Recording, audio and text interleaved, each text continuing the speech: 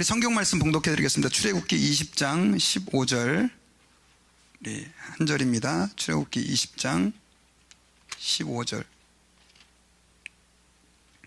네, 요즘엔 성경 봉독 시간이 굉장히 짧죠. 네, 한 절씩이어서.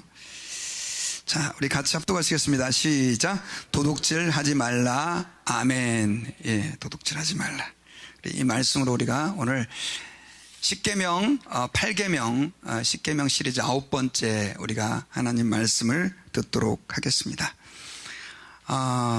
이 도둑질 하지 말라 그러면 남의 물건을 어디서 훔치고 그 다음 또 강도를 하고 뭐 이런 것들만 보통 사람들이 생각하는데, 말틴 루터는요, 도둑질은 지구상에서 가장 흔한 기술이다 이렇게 얘기를 했어요. 그러면서 그 사람이 무슨 얘기를 했냐면, 만일 세상의 모든 도둑이 처형대에 달린다면 세상은 곧 텅 빌 것이고 처형을 집행할 사람조차 모자라게 될 것이다, 이런 얘기를 했습니다.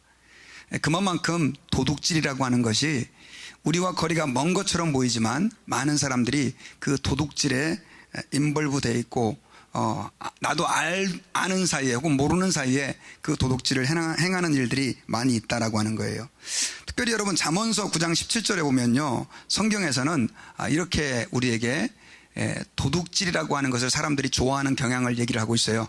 우리 같이 한번 읽어볼까요? 시작. 도둑질한 물이 달고 몰래 먹는 떡이 맛이 있다 하는도다. 자, 이런 얘기 있죠. 뭐 훔친 사과가 맛있다, 뭐 이런 말들도 있고, 이만큼 사람들은요 이 도둑질을 좋아하는 경향이 있어요. 실제로 여러분 성경에 나오는 우리 인류 역사의 내용들을 좀 살펴보면 우리 인간이 얼마만큼 이 도둑질하는 경향들이 발달해 있는지를 보여주는데요, 역사의 중요한 시기에 꼭 사람들에게서 문제가 됐던 게 뭐냐면 바로 이 도둑질입니다. 여러분, 하나님께서는 에덴 동산에다가 선악과를 만들어 놓으시고 그 동산 중앙에서 선악과를 만들어 놓으시고 그 선악과를 따먹지 말라고 명령을 하셨습니다. 그 선악과는 다른 모든 과일은 다 먹어도 되는데 그 선악과는 먹으면 안 되는 거였었어요. 그런데 아담과 하와는 그 선악과를 어떻게 했습니까? 따먹었죠. 이거는 하나님 앞에서 뭐예요? 도둑질이죠. 이건 하나님의 것인데 그 선악과는 니네 게 아니야, 건들지 마 했는데 그걸 따먹은 거죠. 여러분, 아담과 하와가 선악과를 훔쳐먹을 때는 죄인이었습니까? 죄인이 아니었습니까? 죄인이 아니었는데도 불구하고 그런 짓을 했단 말이에요. 그러니 죄에 빠진 우리 인간이 얼마나 도둑질하는 경향들이 우리 마음속에 깊이 뿌리가 내려 있는지를 우리는 이해해야 돼요. 이스라엘 민족이 애굽에서 출애굽해 가지고 하나님께서 만들어 주실 새로운 나라 가나안 땅으로 옮겼습니다. 이전을 했는데, 그때 첫 번째 제일 힘든 싸움이 여리고성 전쟁이었는데 그때 하나님의 도움으로 그 성에서 큰 승리를 거뒀어요. 근데 하나님께서는 그 성에서 너희들이 얻게 되는 그 전리품 있잖아요, 그 전리품들을 절대 손대지 말라 그랬습니다. 그런데 그때 아간이라고 하는 사람이 그 전리품에 손을 대요. 그래가지고 결국은 그 다음 싸움이 이제 아이성인데, 아이성은 조그만 싸움이었어요. 성이었어요. 금방 이길 수 있는데 대패를 하게 돼요. 그 성에서, 그 전쟁에서. 그래가지고 나중에 하나님 왜 그렇습니까? 그렇게 하나님께 물어봤을 때 하나님께서는 도둑질한 자가 있다, 도둑질한 자. 그래가지고 제비를 뽑았더니 누가 걸리게 됩니까? 아간이 걸리게 돼요. 하나님께서 손대지 말라고 한 그 전리품에 손을 대는 바람에 결국은 그 전쟁에서 패배하게 된 겁니다. 하나님께서는 어떻게 하겠습니까? 그 아간을 돌로 쳐 죽이도록 했죠. 여러분, 그리고 신약에도요 굉장히 중요한 이제 초대교회의 역사가 시작이 되는데요, 그때 많은 사람들이 너무 성령으로 충만하고 은혜를 받아가지고 자기 물건을 막 하나님께 다 헌금으로 내놓는 거예요. 어떤 사람은 땅을 팔아서 내놓기도 하고 어떤 사람은 밭을 팔아가지고 내놓기도 하는데, 그때 아나니아와 삽비라라고 하는 사람도 감동을 받아가지고 그렇게 해서 자기의 밭을 팔아가지고 하나님께 드리려고 그랬어요. 그런데 하나님께 다른 사람한테는 내가 밭을 팔아서 드립니다라고 얘기를 해놓고 그 밭을 다 팔고 나니까 돈에 대한 욕심이 생긴 거예요. 차라리 처음부터 안 드린다 그랬으면 괜찮은데 나중에는 어떻게 됩니까? 그 판 돈의 일부를 숨겨요. 사실 자기가 자기 거 숨긴 건데, 그래 또 뭐 베드로한테 가가지고 아유 제가 좀 일부는 좀 떼놓고 밥 판 돈 전부를 드립니다 이러면 됐을 텐데 나중에 거짓말을 하죠. 베드로한테 이게 밭을 판 돈 전부입니다. 그랬을 때 하나님께서 어떻게 합니까? 그 아나니아와 삽비라를 어떻게 말하면 그냥 흔한 거짓말이고 흔한 속임이고 뭐 자기 거 자기가 감춘 거니까 도둑질이라고 할 수 없지만 어쨌든 그가 하나님께 드리기로 했으니까 그건 하나님 건데 그가 자기가 훔친 거게 된 거죠. 그래서 두 부부가 그날 죽게 돼요. 그런 일이 있었습니다. 여러분, 이런 것들은 우리에게 뭘 보여주냐면 도둑질이라고 하는 것이 우리 인간 사회에 깊이 뿌리가 내려 있고요, 사람들의 마음 속에 말 그대로 뭐 특별하게 나쁜 놈들이 아니라 모든 사람의 마음 속에 그 도둑질적인 경향들이 들어가 있다라고 하는 것을 보여주고 있다라고 하는 것입니다. 그래서 오늘 10계명의 8계명에서는 우리에게 도둑질하지 말라라고 말씀을 하고 있는데, 자, 그렇다고 한다면 구체적으로 도둑질이라고 하는 것이 무엇일까요? 도둑질이라고 하는 것은요, 히브리어로 가나브라고 하는 단어가 쓰였습니다. 근데 이거는 이런 뜻입니다. 바르지 못한 방법으로 이익을 추구하는 거예요.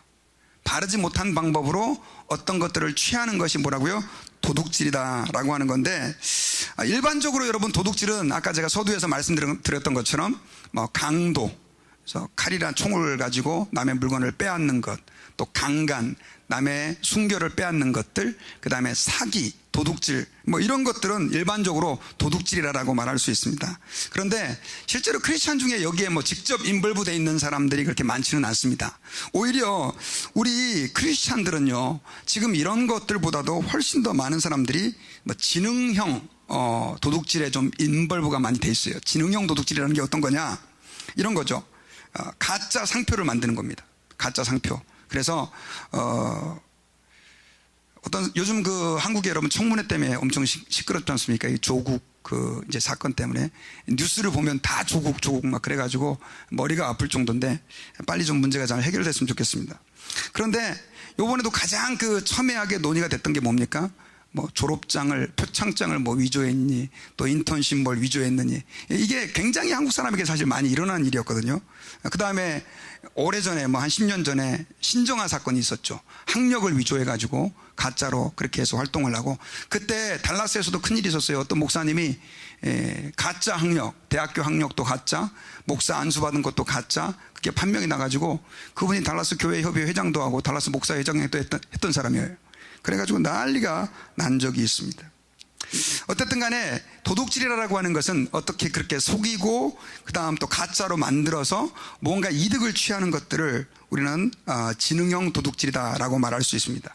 그리고 비즈니스를 하시는 분들은요, 이게 만약에 뭐 1파운드인데 1파운드짜리를 속이는 거죠. 좀 줄여가지고, 그래가지고 무게를 줄여갖고 1파운드라고 뭐 거짓말을 해가지고 물건을 파는 것, 그러니까 저울을 속이는 것이죠.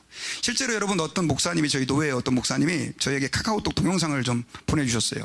제가 좀 여러분들에게 좀 보여드릴까 했는데, 제가 여기서 굉장히 놀란 게 뭐냐면, 중국 사람들이 그 새우 있잖아요. 새우를 갖다가 이렇게 이제 이렇게 막 모아가지고 이제 판매 상품으로 이렇게 만드는데, 그 새우에다가 악교풀 아십니까? 악교풀 하얗게 생긴 거. 그걸 갖다 주사기로 이렇게 집어넣어가지고 아주 삐쩍 그 골아있는 새우를 갖다 통통하게 만드는 거예요.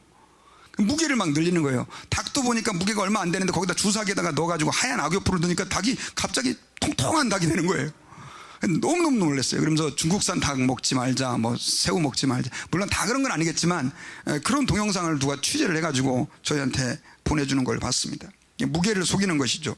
그 다음 또 요즘 한국에서 문제가 되고 있는 원산지를 속이는 것들, 뭐 말 그대로 중국산인데 그냥 한국 거라고 또 이렇게 상표를 가짜로 붙여가지고 그렇게 하는 것들, 이런 것들이 다 오늘날 일어나고 있는 지능형 도둑질이다라고 말할 수 있습니다. 그리고 성경에서는요, 종업원을 건드리고 있는 그 오너가 그 종업원들에게 월급을 제때 주지 않는 것도 도둑질이다라고 얘기를 하고 있어요. 우리 야고보서 5장 4절을 한번 같이 한번 읽어볼까요? 시작. 보라, 너희 밭에서 추수한 품꾼에게 주지 아니한 싹시 소리를 지르며 그 추수한 자의 우는 소리가 만군의 주의 귀에 들렸느니라. 자, 여기 보니까 뭐라고 얘기를 하고 있냐면 사람들을 고용해가지고 그렇게 일을 시켰어요. 그런데 그 사람들에게 뭘 주지 않아요? 요즘 말로 말하면 월급을 주지 않는 거예요. 페이를 주지 않는 거예요. 그랬을 때 그들의 우는 소리가 하나님의 귀에 들렸다라고 얘기를 하고 있어요. 사실 당연히 그 사람들에게 줘야 될 돈이죠. 그걸 갖다가 안 주는 건 주인이 종업원들의 싹을 도둑질을 하는 것이다 라고 하는 것입니다. 그래서 여러분 그 달라스에서도요, 뭐 그 우리가 심심찮게 그런 일들이 많이 있는데 예수를 믿는 직분자라고 하는 사람들이 뭐 신분이 좀 없는 그런 불법 체류자라든가 학생들 뭐 그런 약점들 이용해 가지고 일을 시켜놓고 돈을 안 주는 일들이 너무 많이 있어요. 그것도 크리스천이라고 하는 사람들이. 여러분 그것도 뭐에 해당되느냐? 도둑질에 해당된다라고 하는 것입니다. 성경에서는요 고용한 사람들의 그 삭슬 미루지도 말라라고까지 레위기서 19장 13절에서 얘기를 하고 있어요. 우리 같이 한번 읽어보겠습니다. 시작. 너는 내 이웃을 억압하지 말며 착취하지 말며 품꾼의 싹을 아침까지 밤새도록 내게 두지 말며. 그래가지고 여러분 하나님께서는 줘야 될 돈을 안 주는 것도 싫어하시고 그것도 일종의 지능형 도둑질에 해당된다라고 말씀을 하고 있습니다. 그리고 이런 것도 도둑질이에요. 빚을 남에게 돈을 빌리고 갚지 않는 것. 자, 우리 시편 37편 21절에 보니까요, 악인은 꾸고 갚지 아니하나 의인은 은혜를 베풀고 주는도다. 악인들은 어떻다고요? 빌려요. 빌릴 때는 다급하게 꾸고 빌리지만 나중에는 그냥 잊어버리는 거죠. 그리고 별로 대수롭지 않게 생각하는 것이죠. 그리고 요즘에 좀 흔한 탈세, 국가에 내야 될 세금을 내지 않는다던가, 그 다음 또 정당하게 일을 하지 않고 일하는 것처럼 속여서 급여를 받는 그런 게으름들. 그 다음 또 출애굽기 23장 8절에 보니까 뇌물을 받는 것도 일종의 도둑질에 해당되는 거예요. 왜냐하면 그 뇌물은 출애굽기 23장 8절을 보니까 이렇게 기록되어 있어요. 너는 뇌물을 받지 말라. 뇌물은 밝은 자의 눈을 어둡게 하고 의로운 자의 말을 굽게 하느니라 라고 말하면서 뇌물도 하나님께서 싫어하시는 도둑질에 해당된다라고 하는 것을 말씀하고 있습니다. 그 다음에 도둑질이라는 게 근데 꼭 이런 것만 해당되는 게 아니에요. 성경에서는 아까 아담과 하와에게 하나님께서 선악과를 따먹지 말아라 라고 말했던 것처럼 하나님과의 관계에서 일어나는 도둑질도 있습니다. 아까 뭐 아나니아와 삽비라 같은 경우는 사실은 자기 거예요. 뭐 어디 가서 뭘 훔친 게 아닌데 하나님께 당연히 드려야 될 것이고 하나님께 내려놔야 될 것을 갖다가 자기 걸로 속이니까 결국은 하나님께서 그 사람들을 심판한 내용이 성경에 나오는데 그것도 도둑질이다라고 말씀하고 있는데 그건 이제 영적인 도둑질인데요.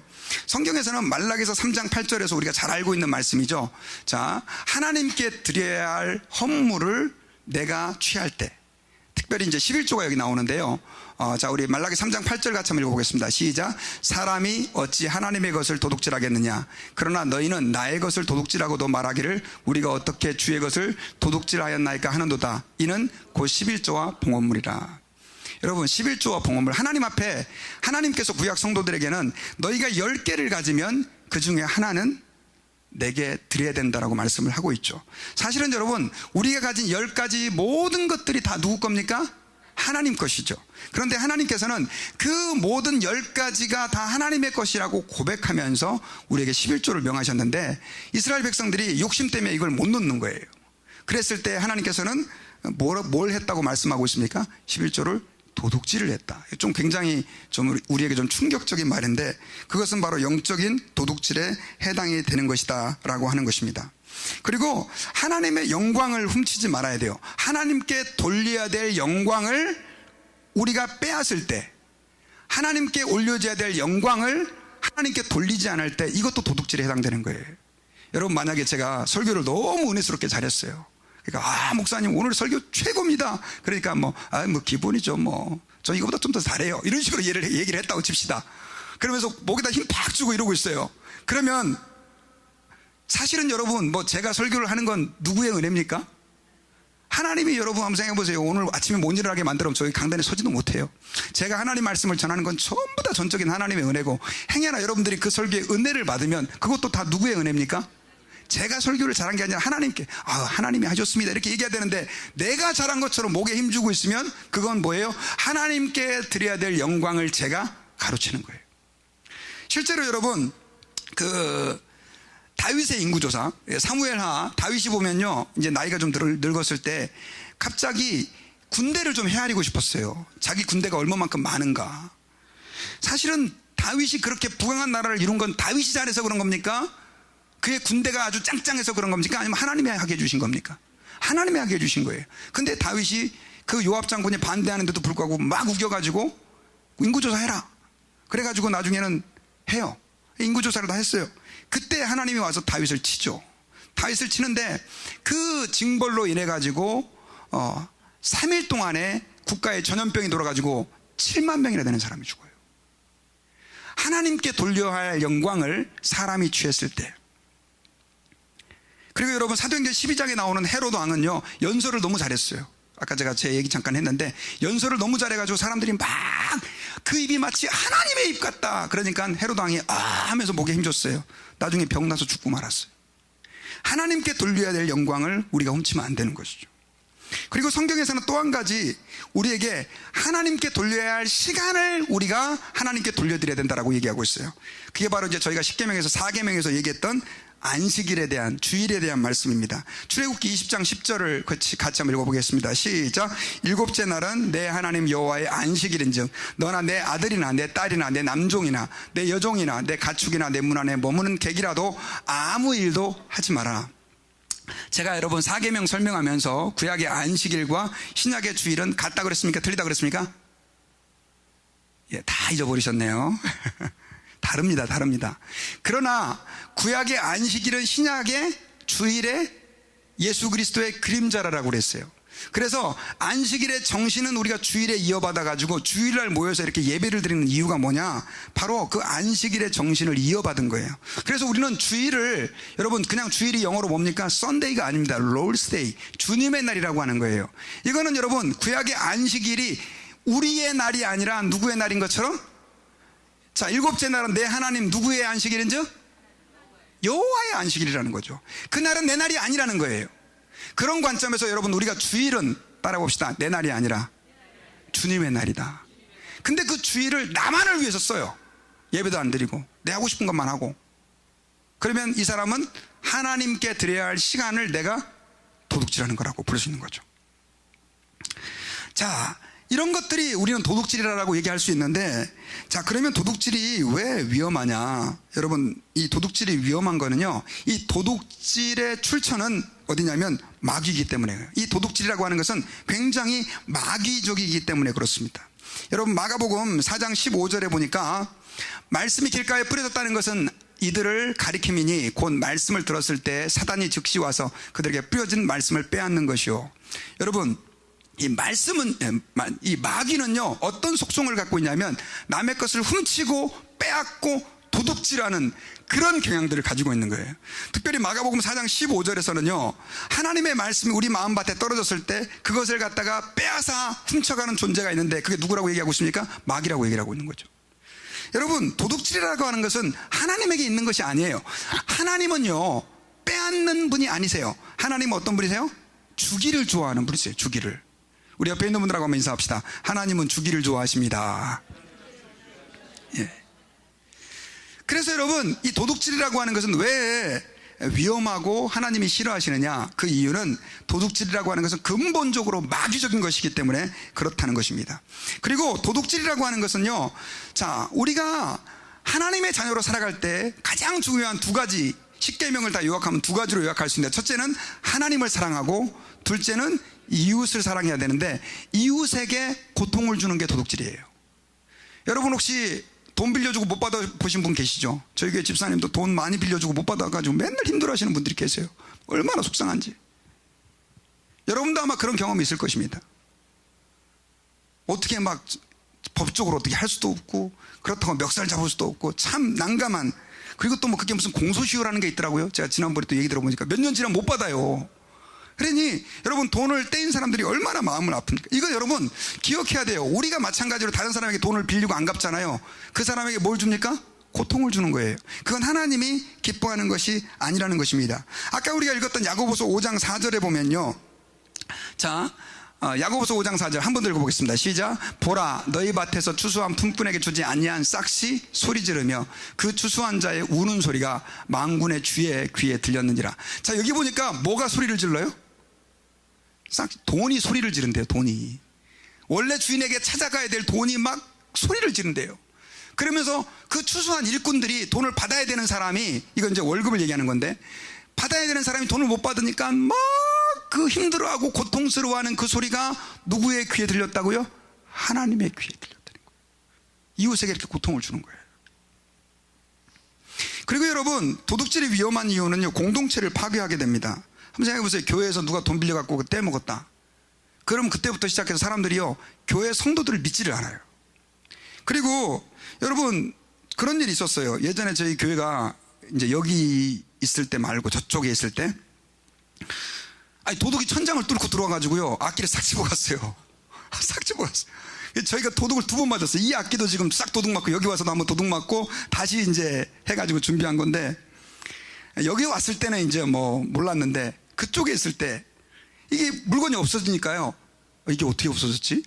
이건 아는 사람의 소행이지, 모르는 사람이 와서 이걸 가져갈 리가 없어. 이런 얘기가 막 돌면서, 지난번에 2번인가 왔다가 어느 성도 아닌가 막 그러면서 교인들이 의심이요, 막 생기기 시작하는데, 모였다 하면 막 누가 혹시 그런 거 아니야?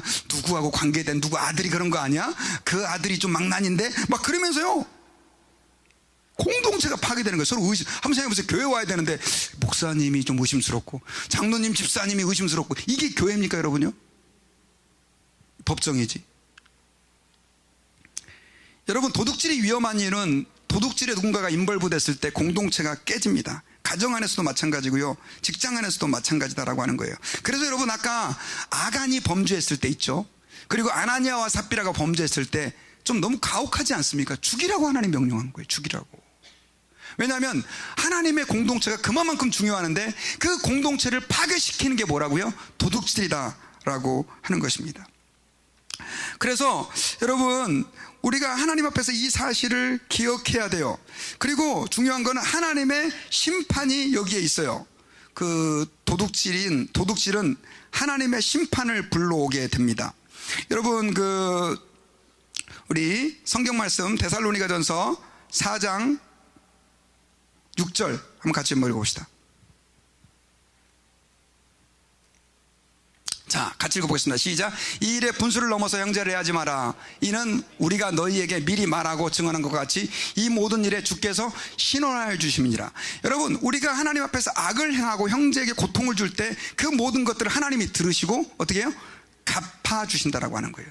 그러니까 여러분 생각해 보세요. 하나님이 갚아주실 때 그 사람의 고통이라고 하는 것은 말로 할 수 없죠. 여러분, 우리는 몇 가지 예를 좀 한번 살펴볼 필요가 있습니다. 여러분, 야곱 같은 경우, 야곱이 장자권을 갖다가 도둑질합니다. 원래 에서가 물려받아야 될 그 장자권을, 물론 이제 구속사적으로 보면 하나님의 그 섭리가 있었지만, 나중에 이제 야곱이 형인 것처럼 가짜로 위장을 해갖고 손에다가 이렇게 털도 다 붙이고, 그 다음에 목소리도 막 형인 것처럼 가장을 해가지고 형에게 물려줘야 될 장자권을 속여가지고 결국은 도둑질을 해줘. 그때부터 여러분, 야곱이 어떤 고통을 겪었는지 혹시 아세요? 삼촌 라반한테 시달리기 시작하는데, 거기서 라헬을 사랑하게 되죠. 그 삼촌 라반의 딸이었던 라헬을 사랑하게 되는데, 7년 일하면 딸 주겠다 해가지고 7년을 진짜 죽을 힘을 다해서 일했는데, 결혼식하고 첫날 밤 자보니까 그 옆에 누가 누워있어요? 레아 언니가 누워있는 거예요. 그래가지고 7년 더 하라 그래가지고 또 7년 더 해줘. 나중에는 자기 재산까지 형님한테 다 뺏기죠. 그리고 나중에 그 야곱이 자기 자식들한테도 또 속아요. 어떻게 속냐면, 그 10명의 아들이 공모해갖고 요셉을 갖다 팔아넘겨버리고 짐승한테 죽었다, 짐승에게 의해 죽임을 당했다라고 거짓말해서 그 아버지가 당했던 고통이 얼마나 큰지 몰라요. 여러분, 하나님께서는요, 반드시 우리가 도적질을 하고 잘못된 방법으로 취한 것에 대해서 심판하시는 하나님이라고 하는 사실을 기억해야 됩니다. 제가 십계명 얘기하면서 계속해서 여러분들에게 그 다윗 얘기를 하는데요, 다윗은 절대로 빼앗아서는 안 될 것들을 빼앗았어요. 누굴 빼앗았습니까? 우리아의 아내였던 밧세바를 도둑질을 했어요. 그 일로 인해 가지고 여러분, 다윗이 얼마만큼 큰 고통을 겪었는지 우리는 성경을 통해서 알고 있습니다. 여러분, 가룟 유다는요, 그렇게 늘 도둑질을 좋아했고, 예수님의 쉽게 말하면 12제자 가운데 뭘 담당했냐면 재정부장이었어요. 재정부장. 그런데 그 돈께에서, 제가 볼 때 큰 돈은 아닐 것 같은데, 그걸 계속 어떻게 해요? 돈을 빼서 훔쳤어요. 근데 나중에는 어떻게 됩니까? 예수님을 팔아먹고, 은 30에 팔아먹고 나중에 자살하게 됐잖아요. 여러분, 우리가 기억해야 돼요. 이 도둑질의 결과는 항상 하나님의 심판으로 이어진다라고 하는 사실입니다. 그러므로 저와 여러분들은 하나님 아버지 앞에서 이 도둑질이라는 것이 얼마나 우리에게 심각하고 위험하고 무서운 것인지를 기억해야 돼요. 자, 그러면 우리가 이런 도둑질이 일반화되어 있고 도둑질이 많은 사람들에게 어떻게 말하면 그냥 뭐 다른 사람들이 그렇게 사니까 하면서 받아들여지는 이런 시대에 어떻게 도둑질을 극복할 수 있을까요? 저는 여러분들에게 도둑질을 극복할 수 있는 몇 가지 방법을 좀 제시해 드리기를 원합니다. 첫째는 원인을 알아야 돼요. 원인을. 왜 사람들이 도둑질을 할까요, 여러분요? 정말 배고파서 가난해서 먹을 게 없어서 그런 사람들도 있지만 요즘엔 그런 사람들이 별로 없어요. 대부분 도둑질의 원인은 뭐냐면 탐욕입니다. 욕심입니다. 우리 야고보서 1장 15절을 같이 한번 읽어봅시다. 시작. 욕심이 잉태한 즉 죄를 낳고 죄가 장성한 즉 사망을 낳느니라. 자, 여기서 말씀해 주고 있는 건 뭐냐면 우리 인간에게 뭐가 있다는 거예요? 욕심이 있는 거예요. 욕심이 있다 보니까 더 많이 가지려고 잘못된 방법을 사용하는 거예요. 욕심이 있다 보니까 가져서는 안 될 것들을 잘못된 방법으로 빼앗게 되는 거예요. 속여서 취하게 되는 거예요. 그것이 바로 도둑질의 시작이고, 제가 지난번에 간음도 어디서부터 시작된다고 그랬습니까?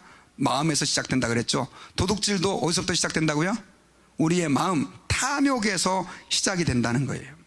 그래서 우리가 하나님 앞에서 도둑질을 극복하려고 한다면 꼭 우리에게 필요한 게 뭐냐면 자족하는 것입니다. 자족하는 것. 자족한다라고 하는 건 뭐냐면 내게 있는 것으로 만족하는 거예요. 자, 우리 한번 따라해 봅시다. 하나님, 제게 있는 것으로 인해 감사합니다. 여러분, 우리는요 사실 욕심을 부려서는 안 되는 처지에 있어요. 우리 예수 믿는 사람들은. 왜냐하면, 자, 우리 예수 믿는 사람이 욕심 부리면 안 되는 이유는요, 우리는 하나님으로부터 너무너무나 큰 선물을 받았기 때문이에요. 어떤 선물 받았습니까, 여러분? 어떤 선물요? 구원. 자, 누군가가 여러분들에게, 자, 여기 좀 보세요. 제가 여러분들에게 1,000억을 드리겠습니다. 1,000억. 아니, 뭐 저는 1,000억이 없어요. 근데 누군가가 와가지고 1,000억이면 얼마예요? 미국 돈으로. 하여튼 큰 돈이에요. 1,000억을 드리겠으니까 당신 구원받은 거하고 바꿉시다. 그러면 난 1,000억 가질게요. 나 구원받은 거 이거 돌려줄게요. 하시는 분 계시면 손 들어보세요. 있어요? 혹시 있으시면 제가 하나님께 특별히 고해드릴게요. 하나님, 저분은 1,000억이 필요하답니다. 구원 필요 없답니다. 여러분 애서가요, 팥죽 한 그릇에 장자권을 팔았잖아요. 이게 바보 천치 등신이에요. 그러면 자, 여러분들에게 여쭤볼게요.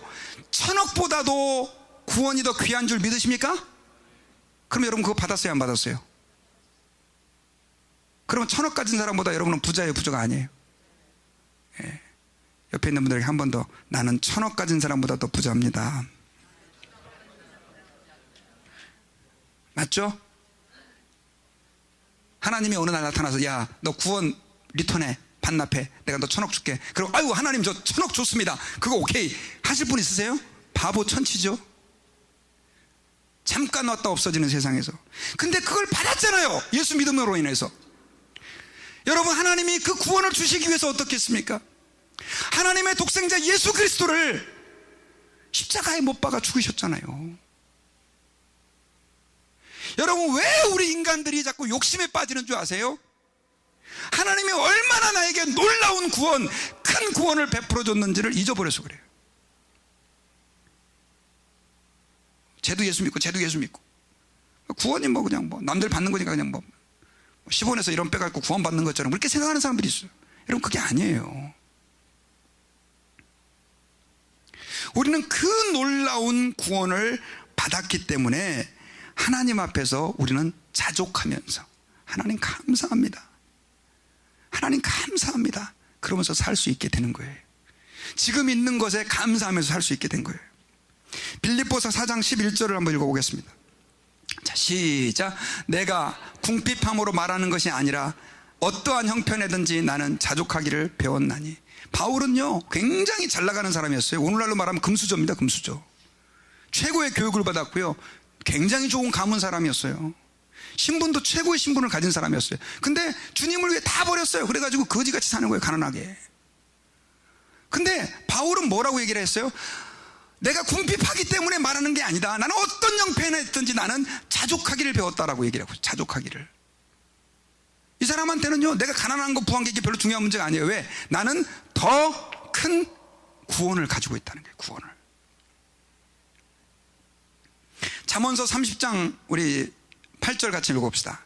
시작. 곧 헛된 것과 거짓말을 내게서 멀리 하옵시고 나를 가난하게도 마옵시고 부하게도 마옵시고 오직 필요한 양식으로 나를 먹이시옵소서. 나를 뭐하게도 마시고요? 가난하게도 마시고. 이게 다음 줄 보면 가난해갖고 하나님 영광 가릴까봐, 또 부하면 하나님 떠날까봐. 여러분, 오늘날 사람들 이 기도 안 하잖아요. 주님 부자 되게 해주시옵소서. 부자를 되게 해주시면 하나님 이 정도 갖고 되겠습니까? 빌 게이츠만큼은 돼야죠. 계속 우리 욕망은, 인간의 욕망은 끝이 없어요, 여러분요. 저는 저와 여러분들이 자족하게 되는 은혜가 있으시기를 주님의 이름으로 부탁드립니다. 여러분, 자족하려고 한다면요, 감사를 잘해야 돼요. 자족하려면 어떻게 된다고요? 감사를 잘해야 돼요. 감사합니까? 감사합니다. 미국 사람들이 제일 많이 하는 말이 뭐래요? 땡큐래요. 땡큐. 너무 형식적으로 해서 별로 진지함이 안 느껴지지만 그래도 여러분 습관적으로라도 그 땡큐를, 하나님 앞에 감사합니다. 하나님 감사합니다. 여러분, 감사라고 하는 것은요, 우리가 뭘 하나님 앞에 특별한 걸 받았기 때문에 감사하는 것이지만 아닐 때도 감사해야 돼요. 여러분, 예수님께서 설교하실 때 남자만 5,000명이 그 광장에 모여 있었어요. 근데 먹을 게 없었어요. 밥은 줘야 되고. 그때 어린아이가 물고기 2마리하고 떡 5개를 갖고 왔어요. 예수님께서 그 물고기 2마리하고 떡 5개를 가지고 뭘 하셨다고 됐냐면 축사하시고 이렇게 돼 있죠. 축사라는 말이 영어로 뭐냐면 감사예요. 감사. 한국말로 번역하면 감사. 그걸 가지고 감사를 했는데 감사하니까 어떻게 됐습니까? 그 5,000명이 먹고도 12광주리가 남는 역사가 있어요. 여러분, 리그 워렌 목사님이 이런 말을 했습니다. 여러분, 길을 이렇게 한적한 시골길을 가는데, 저도 한번 예전에 그 한적한 시골길 콜로라도를, 알칸사죠, 갔다가 호수에 빠질 뻔했어요. 내비게이션만 보고 따라가다가 밤중에. 그런 아주 시급한 경험이 있었는데, 한적한 시골길을 가다가 길을 갔는데 거기 사인이 표시가 되어 있는 거예요.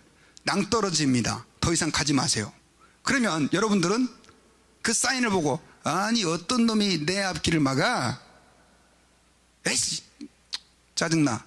그러는 분들이 계세요? 아니면 아우 큰일 날 뻔했네, 저 표지판 아니었으면 하고 돌아서 가지고 감사하는 마음으로 돌이키겠어요? 여러분 어떤 입장이에요? 진짜 감사할 거예요?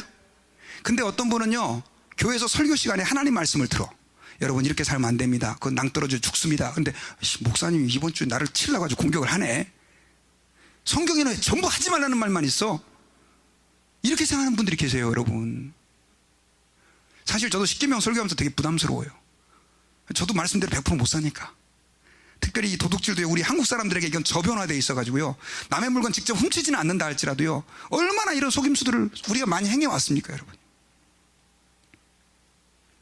근데 이 말씀 들을 때, 하나님 감사합니다 깨닫게 해주셔서, 그런 고백이 나오시는 분 아멘 해보세요. 예, 아멘 소리가 작잖아요, 확실히. 예. 여러분, 그래서 듣기 싫은 말을 들을 때도 우리는 어떻게 해야 돼요? 감사해야 돼요. 부담되는 말을 들어도 감사하고, 누군가 나에게 너 그렇게 살면 안 돼라고 했으면 아이 기분 나빠, 지는 잘 사나, 이렇게 생각하지 말고, 그래도 우리는 어떻게 해야 돼요? 감사하고. 그렇게 감사하는 것이 훈련이 되다 보면요, 우리는 어떻게 돼요? 욕심을 극복할 수가 있게 돼요. 욕심을. 그래서 저는 이렇게 명령을 붙이고 싶어요. 한번 따라해 봅시다. 감사는 탐욕을 이기는 백신이다. 한 번 더. 감사는 탐욕을 이기는 백신이다. 여러분, 어르신분들 이렇게 대상포진 이런 거 막 걸리잖아요. 또 애들은 막 뭐 병 걸려갖고 꼭 어린애 때 뭐 합니까? 백신 주사 맞잖아요. 그 주사 맞으면 그거 안 걸려요. 감사가 사라지는 만큼 여러분들에게 욕망이 지배하게 될 것입니다. 그래서 하나님 아버지 앞에서요, 우리의 삶 가운데 일어나는 그 모든 것들을 인하여 우리는 감사해야 될 줄 믿습니다. 그리고 청지기 의식을 가져야 돼요. 청지기 의식. 청지기라고 하는 것은, 여러분, 내가 가진 모든 것들이 다 누구 것이라고요? 크게 대답해 봅시다. 누구 거예요? 진짜입니까? 확실하죠? 예. 우리가 가진 모든 것들은 다 하나님 거예요. 제가 가진 모든 것들 다 하나님 거예요. 근데 여러분, 이런 사람들이 있대요. 3가지 사람이 있는데, 첫 번째 사람은 네 것이 다 내 것이다 하는, 이걸 갖다 이제 도둑심보라고 그러거든요. 도둑심보. 이 사람은 세상의 모든 걸 다 자기 것인 것처럼 생각하는 그런 사람이 있어요. 두 번째로는 내 것은 내 것이다. 이건 이기적인 사람이에요. 근데 세 번째 사람은 어떤 사람이냐? 내가 가진 모든 것들은 다 하나님의 것이다 라고 생각하는 거예요. 여러분 한번 생각해 보세요. 진짜 맞아요. 만약에 하나님이 여러분들 지금 불러가면 여러분들이 가진 모든 것들 다 누구 거 됩니까? 남의 거 되는 거예요. 그래서 우리는 하나님 앞에서 청지기 의식을 가져야 돼요. 청지기라고 하는 것은 영어로 매니저입니다. 우리는 하나님 아버지 앞에서 내가 가진 모든 것들의 주인이 아니라 하나님께서 내게 맡겨주신 것이라고 하는 믿음을 가지는 거예요. 그렇게 될 때 우리는 어떤 마음을 가질 수 있냐면 욕심에서 자유롭고 하나님이 기뻐하시는 대로 우리 인생을 드리고 다른 사람들에게 베풀며 살 수 있게 됩니다. 그리고 우리가 하나님 아버지 앞에서 또 도둑질이라고 하는 이 죄에 빠지지 않으려면 작은 것을 조심해야 됩니다. 작은 거.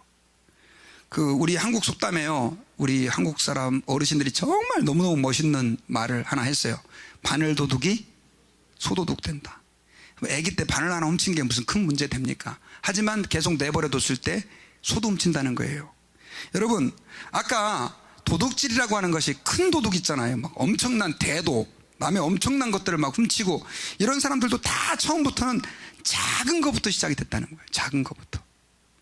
여러분, 오늘날 지금 뉴스에 보도가 돼가지고 막 복잡하게 막 논쟁이 되고 있는 그 정치인들의 그 문제점들, 막 돈을 몇 억을 떼어먹고 막 몇 천억을 떼어먹고 막 이런 것들 있잖아요.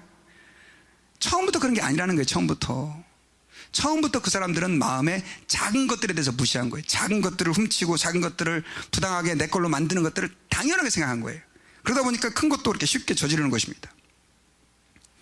여러분, 우리 예수 믿는 사람들 중에서도요, 이런 개념들이 없는 분들이 많이 있습니다. 비행기 탈 때 꼭 담요를 가지고 오시는 분들이 계세요. 예, 그 담요 절대 가져가지 말라고 써놨는데도 불구하고, 제가 대한항공 물어보진 않았지만요, 이거 뭐 그런 거 아무렇지도 않게 생각하는 거예요. 또 회사에 이렇게 은별부대 회사의 물건 그냥 다 자기 걸로 그냥 갖다 쓰고 금지하고 있는데도 불구하고 작은 것들이죠. 여러분, 저는 이 말씀을 준비하다가 제가 어렸을 때가 생각이 났어요. 어렸을 때가 생각이 나는데, 제가 지금 확실하게 기억은 안 나는데, 고등학교 다닐 때 버스비가 110원이었습니다. 110원. 지금 얼마인지 모르겠는데 한국은 110원이었는데 110원을 회수권 있잖아요. 종이로 이렇게 낼 때도 있었지만 저는 캐시로 이렇게 현금으로 냈는데, 110원을 내려 그러면 실버, 은색으로 된 100원짜리하고 노란색으로 된 10원짜리를 내잖아요. 근데 제가 그때 돈을 세이브하는 기가 막힌 방법을 하나 알았어요. 어떻게 알았냐면 100원짜리 대신 50원짜리도 뭘로 생겼어요? 실버, 약간 은색으로 생겼잖아요. 사람들이 막 밀릴 때는 60원을 딱 내면 이 운전기사가 딱 보고 몰라요, 잘. 왜냐면 멀리 계시기 때문에. 그래가지고 제가요, 어렸을 때 그렇게 돈을 떼먹은 적이 있었어요. 근데 예수님을 만나고 나니까 여러분요, 그렇게 죄책감이 느껴지는 거예요. 제가 회개했어요. 하나님, 내가 절대 안 그러겠습니다. 그러고 나서요, 여러분, 그런 적이 있었어요. 하루는 이렇게 너무 차 밀려가지고 버스를 탔는데, 내다 보니까 110원을 내야 되는데 100원만 딱, 이제 예수 믿고 나서, 은혜 받고 나서 100원만 딱 내고 10원짜리를 못 낸 거예요. 그리고 다 또 밀려서 저 뒤로 갔어요. 자, 10원 벌었죠? 제가 어떻게 했을까요? 다시 그 군중을 삐짓고요, 제일 앞으로 갖고, 아저씨 10원 저 안 냈어요. 10원 내고 왔어요. 근데 여러분, 제가 지금 기억력이 이렇게 대단하고 잘난 사람입니다, 이 얘기 하려고 그런 게 아니에요. 성령께서 우리 안에 계시면요, 저와 여러분들이 사기칠 때, 거짓을 행할 때, 남의 것을 조금이라도 도적질했을 때 어떤 마음을 줍니까? 찔리는 마음을 주는 거예요. 찔리는 마음을. 그런 작은 것들. 그래서 하나님 앞에서 여러분, 부당하게 이득을 취하려고 하지 마세요. 부당한 이득을 취했다면 어떻게 해야 됩니까? 돌려주셔야 돼요. 잠언서 29장 24절에 보니까요, 도둑과 짝하는 자는 자기 혼을 미워하는 자니 그는 저주를 듣고서도 그것을 드러내지 아니하느니라 라고 말씀을 했습니다. 그리고요, 우리가 하나님 앞에서 도둑질하지 않는 삶을 살려면 주님의 공급하심을 믿어야 돼요. 빌립보서 4장 19절 한번 읽어봅시다. 자, 같이 시작. 나의 하나님이 그리스도 예수 안에서 영광 가운데 그 풍성한 대로 너희 모든 쓸 것을 채우시리라. 여러분, 이거 믿으시면 한번 여러분들이 낼 수 있는 제일 큰 소리로 아멘 한번 해봅시다. 아멘. 할렐루야. 아멘 소리가 너무 커요. 좋습니다. 여러분, 우리 주님이 우리의 필요를 아세요. 우리가 죄악 중에서 영원히 지옥 갈 수밖에 없을 때 우리를 살리기 위해 하나님은 독생자 예수님까지 주셨어요. 그분이 저와 여러분들의 필요를 채워주시지 않겠어요? 그러니까 도둑질하지 말자는 거죠. 이걸 믿는 사람은, 하나님의 공급하심을 믿는 사람들은 그래서 남의 것 거짓으로 취하지 않습니다. 마지막으로요, 도둑질하지 않는 방법은 주는 것입니다. 기빙입니다. 자, 우리 에베소서 4장 28절 같이 읽어보겠습니다. 시작. 도둑질하는 자는 다시 도둑질하지 말고 돌이켜 가난한 자에게 구제할 수 있도록 자기 손으로 수고하여 선한 일을 하라. 자, 도둑질하는 자, 이게 이 말씀을 제가 이렇게 읽다가 보니까 이걸 주석한 사람이 바울이 에베소 교회에 쓴 편지잖아요. 왜 이걸 썼을까? 에베소 교회는 도둑놈이 있었다는 거예요. 도둑질하는 사람이. 근데 직접 밝혀서 막 뭐라고 안 하고, 도둑질하는 자는 뭐 하지 말고, 다시 도둑질하지 말고 가난한 자에게 뭐 할 수 있도록, 구제할 수 있도록, 도와줄 수 있도록 자기 손으로 수고해라, 이거예요. 여러분, 도둑질의 반대말은 나눠주는 것입니다. 가난한 사람을 도와주는 것입니다. 카네기는요, 부자가 부자로 죽는 것은 수치다, 이런 얘기를 했어요. 부자가 부자로 죽는 게 뭐라고요? 수치라고요. 그거 싸가지고 천국에 가져갈 겁니까, 여러분? 아니죠. 하나님 앞에서 여러분, 조금 남게 여유있게 있는 분들은요, 쌓아놨다가 자식한테 물려주려고 그러지 마시고요. 왜냐면요, 자식한테 물려주면 자식이 왼수돼요, 잘못하면. 예. 지금 저희 집안도 좀 복잡해요, 지금. 예, 별로 재산은 물려준 게 없지만. 하나님 아버지 앞에서 여러분요, 우리가 기억해야 됩니다. 우리의 남은 걸, 우리의 가진 것을 가지고 하나님의 영광을 위해서 다른 사람들에게, 어려운 사람에게 나눌 수 있기를 주의 이름으로 부탁드립니다. 그리고 전도서 11장 1절에서는요, 너는 내 떡을 물 위에 던지라, 여러 날 후에 도로 찾으리라. 여러분, 떡을 물 위에 던져요. 도로 찾을 수 있어요, 없어요? 절대 못 찾죠. 이 말은 무슨 말입니까? 가난한 사람들을 도와주라, 이거예요. 가난한 사람들에게 너의 가진 것들을 나누라, 이거예요. 그러면 하나님이 되갚아 주신다는 거예요. 여러분, 이 말씀 믿습니까? 잠언서 11장 25절에서는요, 구제를 좋아하는 자는 풍족하여질 것이요 남을 윤택하게 하는 자는 자기도 윤택하여지리라. 그래서 도와주기를 좋아하고 나눠주기를 좋아할 때 하나님께서 그 사람을 복되게 해 주실 것이다 라고 하는 것입니다. 여러분, 크리스토스톰은 이런 말을 했습니다. 이분이 설교를 너무 잘해갖고 황금의 입이라고 불리는 분인데요, 가난한 자들과 더불어 물건을 나누지 않는 것은 그들의 목숨을 빼앗는 것과 같다. 우리 것은 우리의 소유가 아니라 누구의 소유다? 그들의 소유래요. 또 이걸 가지고 집사님, 여기 보니까 집사님 가진 게 다 집사님 거 아니니까 나한테 주세요, 이러면 안 됩니다, 여러분. 예, 이러면 안 돼요. 꼭 이런 사람도 있어요. 여러분, 저는 이제 말씀의 결론을 맺겠습니다. 하나님께서는요, 10계명의 8계명 도둑질하지 말라라고 말씀해 주셨어요. 도둑질이다라고 하는 것은요, 그냥 남의 물건을 직접적으로 훔치는 것만을 의미하지 않고 하나님께 마땅히 돌려드려야 될 것들을 돌려주지 않는 것까지 포함하는 것입니다. 우리는 하나님 아버지 앞에서 우리의 삶들을 한번 돌아봐야 돼요. 내가 욕심 때문에 정말 이 10계명의 8계명을 기억하지 않고 그저 욕심만을 따라서 혹시 살아오지는 않았는지. 여러분, 주님께서는요, 우리가 욕심에 사로잡힐 때 욕심이 잉태한 즉 죄를 낳고 죄가 장성한 즉 사망을 낳는다고 우리에게 경고해 주셨어요. 여러분, 그것은 우리를 억압주려고 그런 게 아니에요. 우리의 영혼이 진심으로 복되고 잘 되기를 원하시는 하나님의 마음인 줄 압니다. 그래서 여러분, 우리가 욕심에 사로잡히지 않고 하나님 아버지 앞에서 하나님의 영광을 위해서 살아갈 수 있는 방법이 있다고 한다면 그건 뭐예요? 자족하고 감사하고 다른 사람에게 베풀면서 살 때 하나님께서는 우리의 영혼을 기쁘게 하시고 복되게 하시고 윤택하게 축복으로 저는 인도해 주실 것을 믿습니다. 그래서 우리가 도둑질하지 말라, 이건 좀 부정적이에요. 잊어버리세요. 그러나 여러분, 우리가 이걸 기억했으면 좋겠어요. 주님, 한번 따라해 봅시다. 감사하면서 살게 해주세요. 자족하면서 살게 해주세요. 나누면서 살게 해주세요. 이 기도가 저와 여러분들의 기도가 되기를 주의 이름으로 축원합니다. 여러분들